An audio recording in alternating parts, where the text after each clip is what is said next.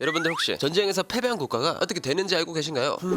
글쎄, 아무래도 승전국의 요구를 들어주고 배상금도 물어야 하지 않을까? 뭐 이렇게 생각하고 계신 분들이 많으실 텐데요. 전쟁에서 패배한다면 승전국의 요구나 배상금을 지불하는 것도 맞는 말이지만 여기서 더 충격적인 문제가 발생할 수 있다고 합니다. 바로 국가의 붕괴. 한 나라가 붕괴한다는 것이 믿기지 않을 수도 있지만 생각보다 가능성이 높은 이야기라고 하는데요. 나폴레옹의 패전을 계기로 프랑스 제1제국이 점점 몰락하다 붕괴하는 등 역사적인 사건을 조금만 살펴봐도 다양한 사례가 쏟아져 나온다고 하니까. 그런데 최근 러시아가 우크라이나와의 전쟁에서 패배할 가능성이 커지면서 붕괴를 대비해야 한다는 목소리가 나오고 있습니다. 실제로 현재 러시아는 무기가 떨어져가는 중이라고 하고 약 60조 원에 해당하는 재정 적자를 기록할 정도로 상황이 좋지 않다고 하죠. 이에 반면 우크라이나는 미국 등 다른 국가의 지원을 받고 있는 상황이잖아요. 그러다 보니 결국 러시아가 패배할 거다라는 말을 하고 있다는 겁니다. 그리고 만약 러시아가 실제로 붕괴를 한다면 그 문제는 전 세계에 어마어마한 충격을 줄 수 있죠. 일단 러시아 영토를 두고 러시아 연방을 구성하고 있던 그룹 사이에서 내전이 일어날 수 있다는 거야. 게다가 러시아는 핵 무기를 보유하고 있기 때문에 갑작스러운 붕괴는 전 세계를 혼돈의 카오스에 빠지게 만들 수도 있고 정부의 반기를 드는 이들이 쿠데타를 일으켜 푸틴의 모가지를 딸 수도 있다는 가능성이 제기가 되고 있죠. 그런데 러시아가 붕괴하지 않는다고 해도 러시아 옆에 딱 붙어 있으면서 가깝게 지내는 중국의 러시아가 종속될지도 모른다고 하는데, 자 그럼 느레이그 비밀 역사는 반복된다고 하던데 설마 지금 당장 푸틴이 죽는다면 어떻게 될까? 지금 바로 시작합니다. 러시아가 우크라이나를 침공하고 약 1년이 지난 가운데 러시아가 패배할 가능성이 점점 커지고 있다고 합니다. 현재 전쟁 진행 상황만 봐도 러시아가 진짜 힘든 상황이라고 하죠. 이거 우리가 밀릴 것 같은데. 저때다 철수 뒤지기 싫으면 여기서 당장 도망가. 야 지금 뭐 하는 거야? 여기서 철수하면 나중에 어쩌려고? 이들이 전쟁에서 지면 그땐 진짜 끝이야. 아니 당장 뒤지게 생겼는데 그게 중요합니까 휴먼? 일단은 살아야 다음이 있는 거지. 몰라 철수.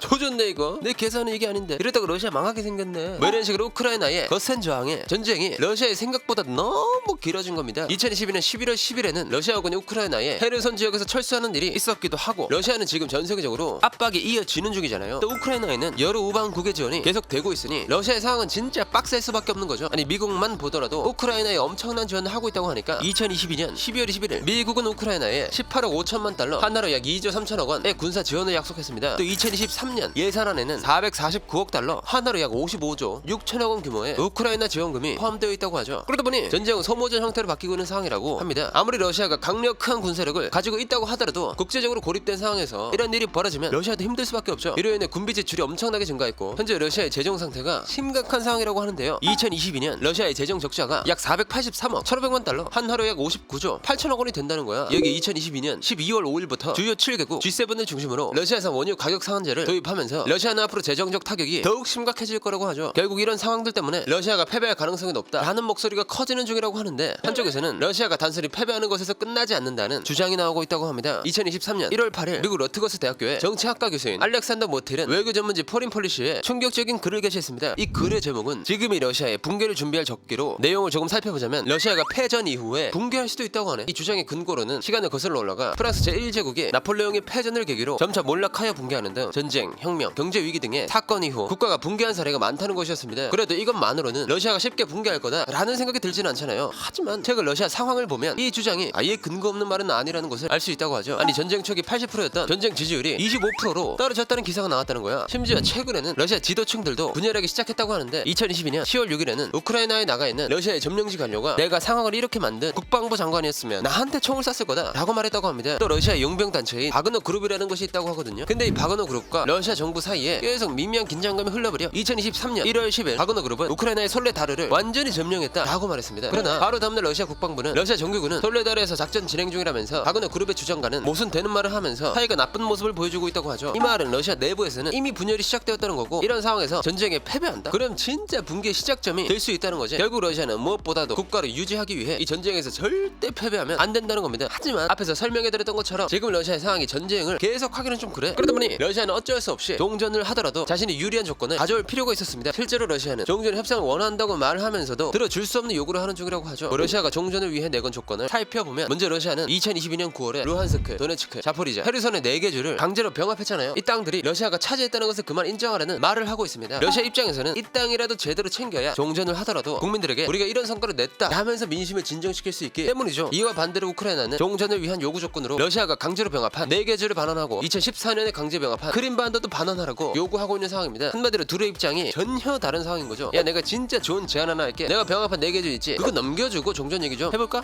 참나 이 새끼 대가리에서 필터 안 거치고 막 뺏고 보네. 너는 그게 말이 된다고 생각해? 아니 이 새끼가 야 이미 러시아가 병합한 땅인데 왜 말이 안 돼? 억지 부리지 말고 인정할 거 인정하자. 응? 너나 억지 부리지 말고 얌전히 전범 재판 받고 우리가 이번 피해나 배상해주는 게 좋을 텐데 뭐 이런 식으로 종전 협상에 들어가는 것부터가 쉽지 않은 상황인 거지. 결국 러시아는 자신이 유리한 조건으로 종전하는 것도 거의 불가능에 가깝다는 거죠. 이로 인해 러시아는 전쟁에서 패배하거나 종전을 하더라도 그동안 봤던 피해를 메우기 어려울 거라고 하네. 이건 러시아의 붕괴로 이어지게 될 확률이 그만큼 높다는 거야. 와 국가가 붕괴한다니 진짜 상상도 안 가는데 도대체 어떻게 러시아가 붕괴한다는 거야? 라고 생각하고 계시는 분들이 많으실 것 같은데요. 러시아 붕괴에 대비해야 한다고 주장한 알렉산더 모틸 교수는 러시아의 붕괴 과정에 대해서도 예측했습니다. 가장 가능성이 있는 건 먼저 블라디미르 푸틴 대통령이 권력을 내려놓는 것이라고 하죠. 전쟁에서 패배했다고 하면 가장 큰 책임이 있는 사람이 푸틴이니까. 그러나 문제는 여기서 시작될 권력 투쟁이라고 하는데요. 이 말은 저 극우 국가주의자, 권위주의적인 보수주의자, 반민주운동 그룹이 혼란을 틈타서 서로 치고받고 싸우게 될 거라는 겁니다. 이렇게 서로 권력을 잡아보겠다고 싸우는 동안 러시아는 더욱 혼란에 빠지게 된다고 하죠. 일단 푸틴은 자기 목을 건사하기도 어려울 거라고 하네. 왜냐? 푸틴이 오랜 세월 러시아를 이끌어온 사람이기 때문입니다. 아무리 권력을 내려놓았다고 해도 이미 푸틴은 러시아 권력의 상징 같은 존재라는 거지. 그런 푸틴이 살아있다는 것만 해도 권력을 노리는 사람들에게는 위협이 될 수 있다는 거죠. 결국 권력 투쟁 과정에서 푸틴이 세상과 작별 인사를 하게 될 가능성이 높다는 소리야. 그리고 만약 진짜 만약에 푸틴이 죽는다면 누구에게서 권력을 잡더라도 러시아 체제는 약화하게 될 거라고 하는데요. 이런 상황이 오면 당연히 경제도 제대로 돌아가지 않을 거고 러시아 국민들의 불만은 쌓일 대로 쌓이게 될 겁니다. 그러면 잔뜩 한날 러시아 국민들이 무장까지 하면서 들고 일어날 수 있다는 예측이 나오고 있죠.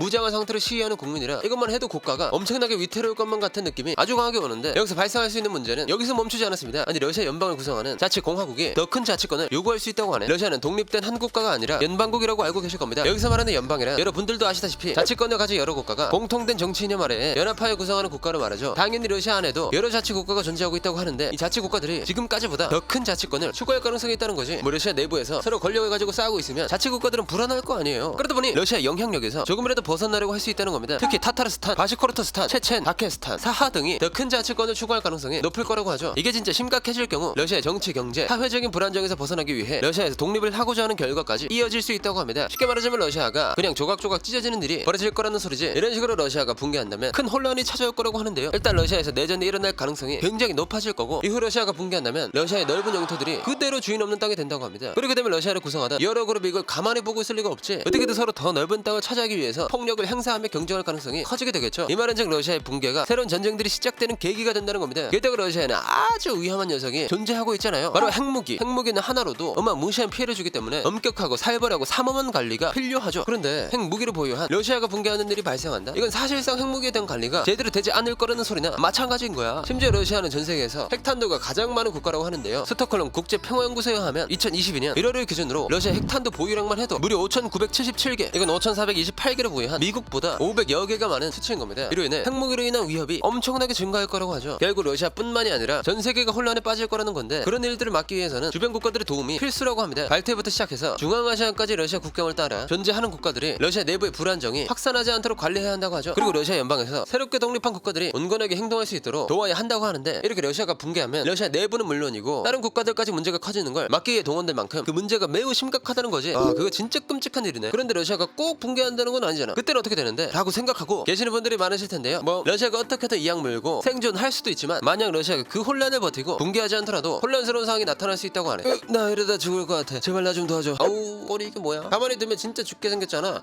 그냥 도와주긴 싫고 이걸 볶아 먹을까 삶아 먹을까 뭐든 다 할 테니까 제발 일단 살려주고 생각하면 안 될까? 나 이제 다리에 감각이 없어. 진짜? 그래? 우리가 하루 이틀 본 사이도 아니고 그치? 당연히 도와줘야지. 대신 내 말 잘 듣는 거다. 이렇게 힘이 빠진 러시아가 중국으로 찾아가서 종속될 가능성이 크다는 거죠. 그렇다면 여기서 왜 하필 중국이냐? 라는 의문이 생기실 것 같은데요. 그 이유는 그나마 주변에서 가까우면서도 러시아를 받아줄 수 있는 곳이 중국밖에 없기 때문이다 라는 의견이 많습니다. 중국은 러시아 전략적 안보적인 이해관계를 가지고 있는 국가이잖아요. 중국과 러시아는 미국에 대응하기 위해 서로를 중요한 파트너로 여겨왔죠. 실제로 2022년 12월 26일 글로벌 타임스가 진행한 설문조사 결과에 따르면 중국의 가장 중요한 국가로 러시아를 뽑은 사람이 58.4%로 1위를 찍었다고 합니다. 아니 2013년 1월 9일에도 중국의 친강 외교부 장관 러시아의 세르게이 라브로프 외무부 장관과 통화하면서 양국 관계를 끊임없이 진전시키기를 원한다 라고 말했을 정도라고 하니까 그러다 보니 러시아가 진짜 힘들 때 주변에서 찾아갈 만한 곳은 중국밖에 없다는 건데 러시아가 전쟁에서 패배할 가능성이 높다고 하는 상황에서 이에 대비해 국제사회가 어떤 대비를 할지 지켜봐야 할 것 같네요. 자 그럼 러시아가 붕괴될 수도 있다는 것에 놀라면서 오늘의 1급 비밀 마치도록 하겠습니다. 다음에 또 다른 이야기를 담으려 1급 비밀 파일을 들고 다시 찾아오도록 하겠습니다. 감사합니다.